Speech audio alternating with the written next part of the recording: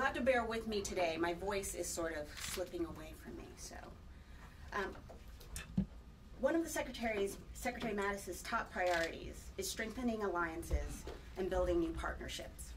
This morning, the Secretary welcomed Uzbekistan President Mirziyoyev to the Pentagon for the first time to renew the strategic partnership between our two countries. They discussed mutual security interests and addressed emerging challenges. The two leaders affirmed their shared commitment to stability in Afghanistan and continued security cooperation in the region. On Afghanistan, FARA has not fallen. This week, the Afghan National Defense and Security Forces, supported by U.S. air power and advisors, defeated a major Taliban offensive in Farah city in western Afghanistan. Today, in spite of vain Taliban attempts to challenge the Afghan government's control of Farah city, remains under the control of Afghan defense and security forces. Our Afghan partners' success in places like Farah are a testament to the tremendous improvements in the Afghan National Army, Afghan Special Security Forces, and the Afghan Air Force. Afghan A-29s and Mi-17s conducted multiple airstrikes during the Afghan-led offensive in Farah. Now, for the first time across Afghanistan, all 6 Afghan Army Corps are on the offensive against the Taliban. This is a great milestone for Afghanistan that will allow for coordinated campaigns as they take the fight to the Taliban throughout the country. We stand firmly beside our Afghan partners and will continue to reinforce this Afghan-led offensive. As Secretary Mattis has said, we stand by the Afghan people, we stand by the Afghan government, and the NATO mission in Afghanistan will continue as we drive the Taliban to a political settlement. On the situation in Hawaii, on May 3rd, the Kilauea volcano became active, threatening the Puna district of Hawaii's main island. There are currently 2,000 Hawaii residents under evacuation orders. Our thoughts and prayers are with those affected by the situation. On May 4th, approximately 150 National Guard members began securing the disaster area and assisting residents.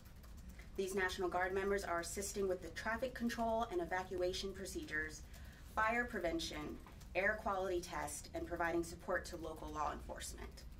Additionally, Secretary Mattis appointed Brigadier General Kenneth Hara to serve as the dual status commander, overseeing the National Guard's continued support. His appointment is effective May 16th through June 14th. We will continue to monitor the situation and adapt our support as needed. With that, I will take your questions. Tom. Hello. Hello. On Afghanistan, you said that this is a testament to tremendous improvements in ANDSF operations, but it's still the case that the Taliban can attack at will major population centres and provincial centres. How is this a tremendous improvement? This was still a major offensive, and it took intense U.S. air support to drive it back. Well, one, I think it's important to remember that progress and violence can coexist. It's also important to remember that the Taliban has not had the initiative. You also see that they're using this, they're hitting soft targets, they're hitting polling places. They're desperate. This is also the start of the fighting season, so this is not unexpected. But the Afghan forces have done tremendous work with the 6 corps now working across the country. So it's still a long fight, but absolutely there's been progress that's been made, and there'll continue to be progress. And I think you also see with the South Asia strategy the fact that you do have the 6 corps now trained and on the offensive. That all shows progress. Yeah, and just to follow, sure. Sorry, can I just follow up? There's, I think, 25 Afghan security forces were killed in the operation. And today the Air Force tweeted, the Taliban forces in Farah City, Afghanistan, would much rather have heard #Yanni or #Laurel than the deafening #Burt they got courtesy of our A-10. do you think it's appropriate for the and here's the tweet, do you think it's appropriate for the Air Force to put out such a light-hearted comment, essentially kind of making war a meme in light of the heavy casualties that the Afghans took? What I would say is I haven't seen that tweet, so I'll take a look at it and I can come back to you. But what's important to understand is that this is the Afghans' fight. We are working by, with, and through these partners, and they are dying to secure their own future. And I think that shouldn't be forgotten in any of this. Lucas, yeah. Can you rule out Iran's involvement in this violence in western Afghanistan, taking place not far from the border?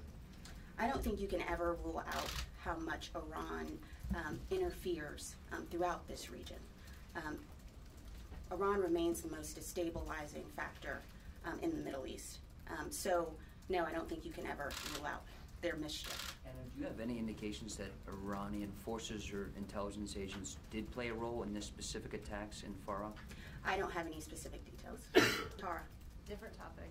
Earlier this week, Politico reported that the White House and EPA were trying to delay or squash a report from HHS talking about water contamination at military bases. This has become an issue of concern for a lot of military families, especially after DoD provided the brief of the different contaminants that have been found at their bases. Do you think that DoD will step in and encourage the release of this report? Tara, I will definitely look into it. Let me take that and I'll come back to you today about it, okay? Let me go to this. Hello. Hi, Kristen. how are you? Good, how are you? Can you address reports that the DoD is pulling the B-52 bombers from the Max Thunder exercise? Is that true? Their exercises with South Korea, and does the U.S. military plan to alter any of its exercises with South Korea during the planned June 12th talks with North Korea in Singapore? So what I can tell you is that the scope of our exercises have not changed. I won't be able to speak to specific details, but our exercises are annual, they've been long-standing, they're defensive in nature, and they will continue. With respect to, and these are alliance decisions. This is something that we do to ensure the readiness of both our forces as well as the South Korean forces. What is the second part of your question? The second, will future exercises during the talks with North Korea on June 12th, will they continue as planned? So our schedule for our exercises continue. Everything else that is firmly in the hands of the diplomats, we will continue to ensure our readiness and to ensure that we are ready and able to do whatever we need to do. But these are long planned exercises and the scope hasn't changed. And just on a different topic, does the Pentagon still plan to ban Huawei and ZTE phones from Pentagon military stores? So they were taken away from exchanges. We are always looking at security issues with respect to these electronic devices. So that has stayed. They have been taken out of those exchanges. That nothing has changed with respect to that. Travis.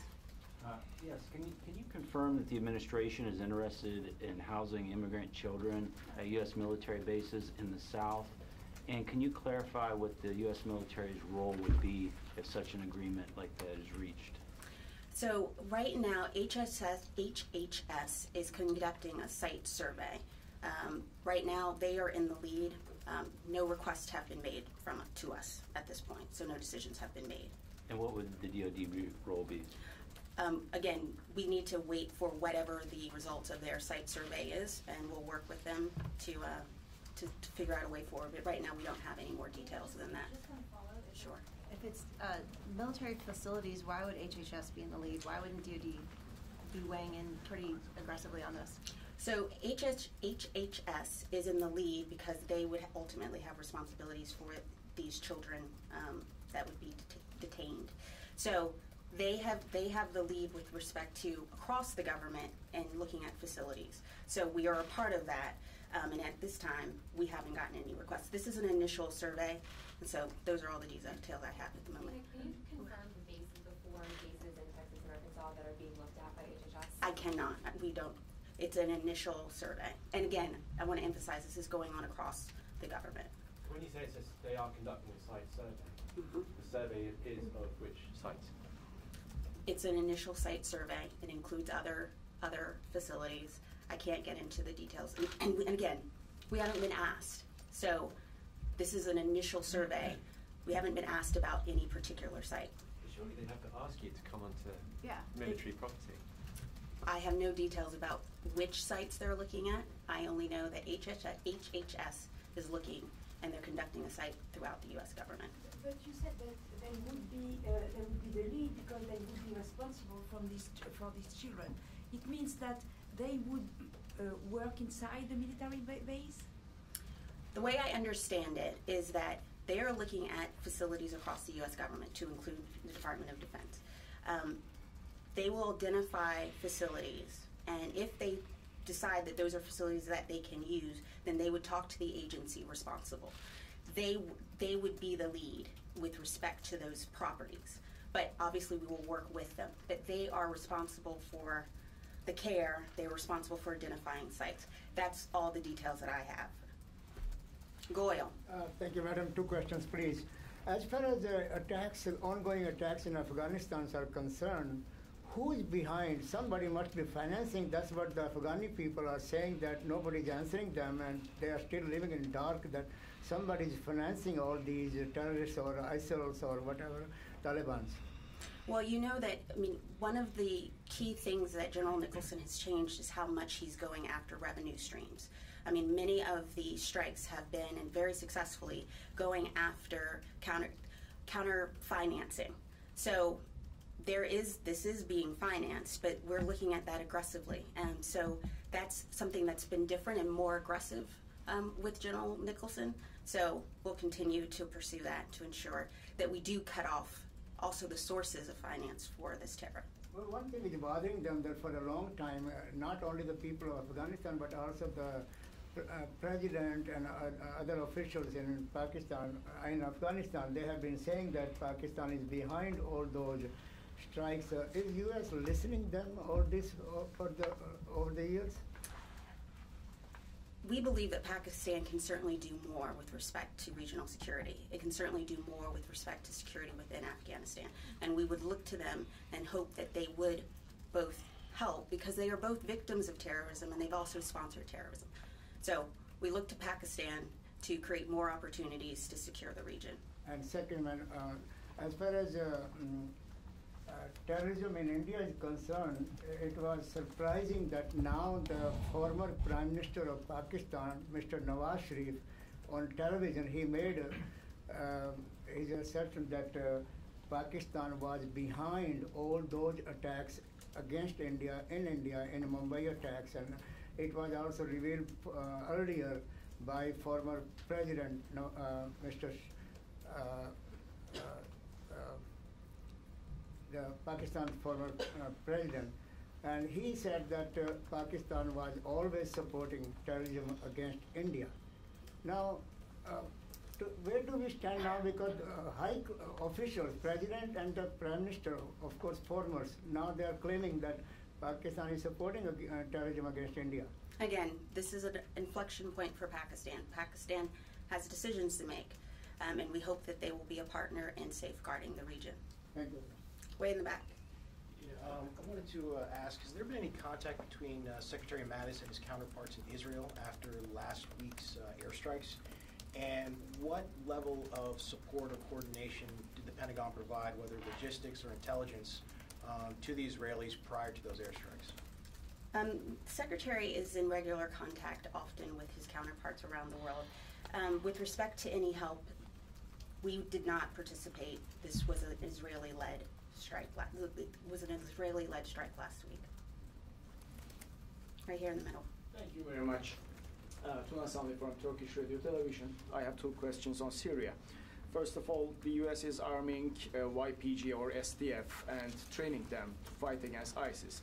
But last week, Brett McGurk showed 3 maps showing that since 2014, the area which has been taken from ISIS becomes much bigger. I mean, ISIS lose many areas in Syria. There are little areas remained in Syria. So Is the U.S. still sending weapons and arming YPG to fight against ISIS? So first of all, I haven't seen Mr. McGurk's map.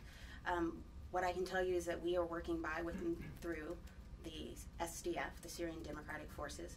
We vet everyone who works with us in the SDF, and the fight against ISIS in the MERV continues. Can I follow up with Sure. my second question?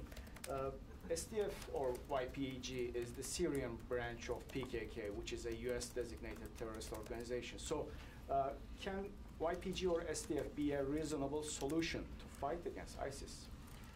We believe that the Kurdish elements of the SDF are a very effective force and have proven very effective in the fight against ISIS. This is a complicated battle space, and we are glad that the SDF can now focus on the offensive to finish ISIS in the MERV. Right here in the middle.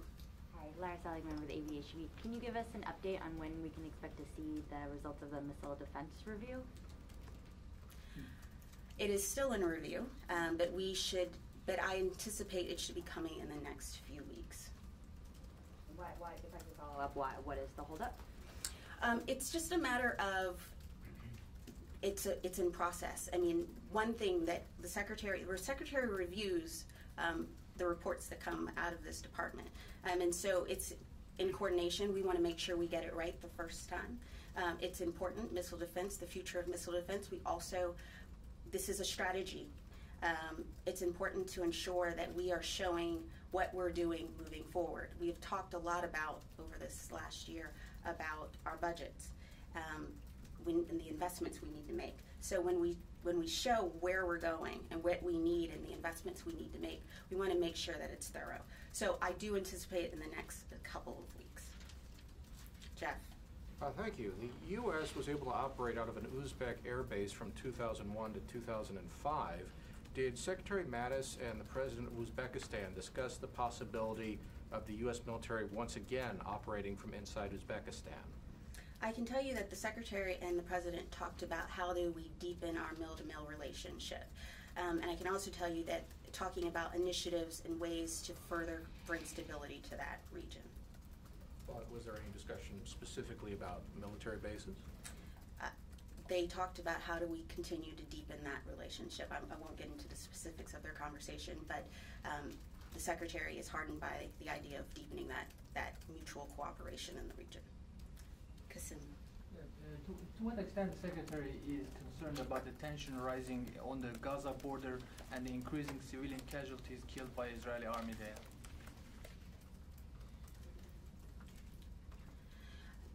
What I can tell you is we have taken a look at our embassies and security, and we have increased the number of Marine security guards at our embassies. Obviously, we're monitoring the situation very closely, but Israel has the right of self-defense, and so we'll continue to keep a sharp eye on the situation as well as our embassies around the world. So do you justify those civilian casualties on Gaza border? What I would tell you is that we are going to continue to monitor the situation. Israel has the right of self-defense, and it has the right to protect its borders. Elizabeth. Thanks, Dana. Can you just speak to, I know you said the exercises and stuff that are ongoing, you haven't changed in the scope. Have there been any discussions about scaling them back in the future, scaling back future exercises in order to ensure that the summit goes forward between Kim and Trump? There has been no discussion of that. Wes. Hi, if we go back to Afghanistan for a second. Do you know if there were U.S. advisors on the ground in Farah, in the vicinity of Farah City during this battle, and if so, you know, what role they played? What I can tell you is that there were U.S. advisors assisting. Obviously, there were also coalition airstrikes that assisted in the offensive. Thank you. Mm-hmm. Johnny. Thank you very much, Dana.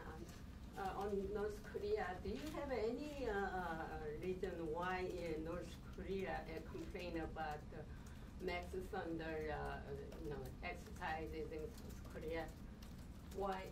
And also, you have any plan to reduce some USFK in South Korea?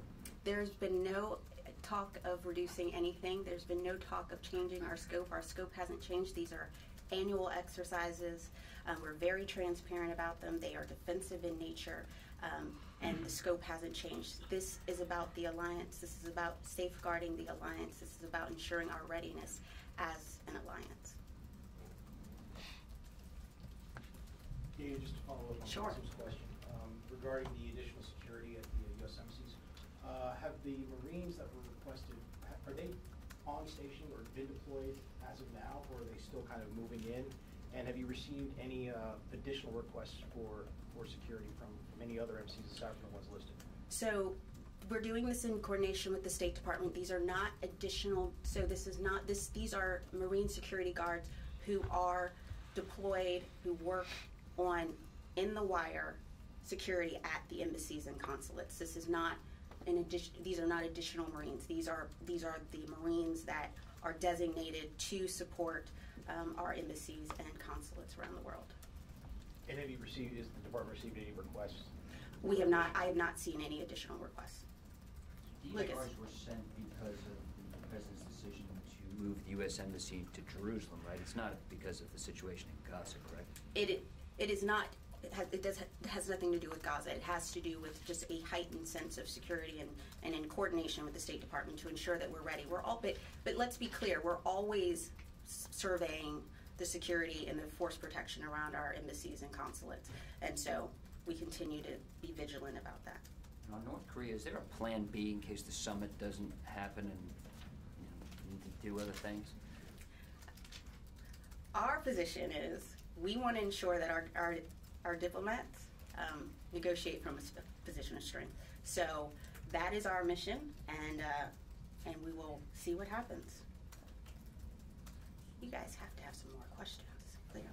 Tom. Yeah. How does the Pentagon feel about the prospect of having to work with Muqtada al-Sadr in Iraq, given his role in killing U.S. forces? Well, I'm not going to speculate on preliminary results of elections, but what I will say is that the Iraqi democracy is thriving, and that's a good thing. I don't know if any of you knew this, but they had about 18 polling stations here in the United States. That's tremendous. So we look forward to standing with our Iraqi partners as their democracy grows. We want to work by, with, and through, and see them prosper as a democracy. Al-Sadr has a few more questions. Al-Sadr has American blood on his hands. That was the gist of the question. Is the Secretary troubled that a man responsible for the deaths of hundreds of American troops over a decade ago could potentially become the next leader of Iraq, or at least his coalition, and have a role in the future of Iraq with American forces on the ground right now? Decisions of Iraqis are for the Iraqis. We will continue to work by, with, and through our partners. But I'm not going to speculate on what is still a preliminary results of an election. You know, nervousness. The Secretary isn't troubled by the election results at all? You know the Secretary doesn't get troubled or nervous. If Sadr does rise to power, would the U.S. be looking at alternative force protection or troop levels? I think we need to see how things actually fall out first. Jeff. You had mentioned 2 briefings ago that American military aircraft in Djibouti were getting lasers shined at them from a Chinese military base. Has that continued, or did it stop when the U.S. formally demolished China? I am not aware of any additional lasering incidents in Djibouti, but I'm happy to come back with you with any updates. Okay. Thank you all very much. Thank you.